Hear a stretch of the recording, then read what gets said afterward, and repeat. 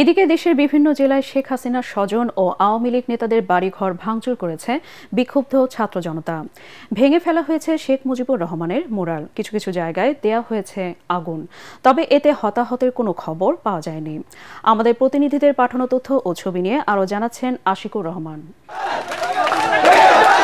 পূর্বঘোষিত কর্মসূচি অনুযায়ী বুধবার রাত 12টার দিকে বিক্ষোভ মিছিল নিয়ে বরিশালের কালীবাড়ি রোডে সাবেক সিটি মেয়র শেরনিয়াবাদ সাদিক আবদুল্লার বাসভবনের সামনে যায় বিক্ষুব্ধ ছাত্র জনতা। এ সময় সেখানে বিক্ষোভের পাশাপাশি ভাঙচুর করা হয় তার বাসভবন। পরে রাত 2টার দিকে ঝালকাঠি 2 আসনের সাবেক সংসদ সদস্য ও আওয়ামী লীগের উপদেষ্টা মণ্ডলীর সদস্য আমির হোসেন আমুর বরিশালের বাসভবন ঘিরে ফেলে আন্দোলনকারীরা। পরে বুলডোজার দিয়ে ভাঙা হয় বাড়ির একাংশ। এ সময় ফ্যাসিবাদ বিরোধী স্লোগান দেয় বিক্ষুব্ধ জনতা। কুষ্টিয়া 3 আসনের সাবেক এমপি ও আওয়ামী লীগের যুগ্ম সাধারণ সম্পাদক মাহবুবুল আলম হানিফের বাড়িতে হামলা করে বিপ্লবী ছাত্র জনতা। নগরীর পিটিআই রোডের বাড়িটিতে ভাঙচুর চালায় তারা। এক পর্যায়ে আগুন ধরিয়ে দেয়া হয় বাড়িটিতে।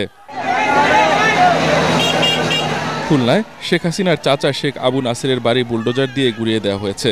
নগরের ময়লাপোতা এলাকার বৈষম্যবিরোধী ছাত্র আন্দোলনের নেতাকর্মীরা ওই বাড়িটিতে ভাঙচুর চালায়। পরে তারা সিটি কর্পোরেশনের 2টি বুলডোজার নিয়ে বাড়িটি গুড়িয়ে দেয়। আওয়ামী লীগের উপদেষ্টা পরিষদের সদস্য ও ভোলা 1 আসনের সাবেক সংসদ সদস্য তোফায়েল আহমেদের বাসভবনেও আগুন দিয়েছে বিক্ষুব্ধ ছাত্র জনতা। সদরের গাজীপুর রোডে অবস্থিত তোফায়েল আহমেদের প্রিয় কুটির বাড়িটিতে আগুন ধরিয়ে দেওয়া হয়। চুয়াডাঙ্গায় গুড়িয়ে দেওয়া হয়েছে জেলা আওয়ামী লীগের কার্যালয়ের মূল ফটক সহ শেখ মুজিবের মুরাল।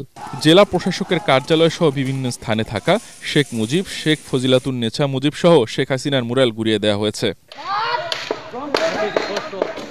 যশোরে বিভিন্ন সরকারি প্রতিষ্ঠানে থাকা শেখ মুজিবুর রহমান এবং শেখ হাসিনার নামফলক ভেঙে ফেলেছে ছাত্র জনতা।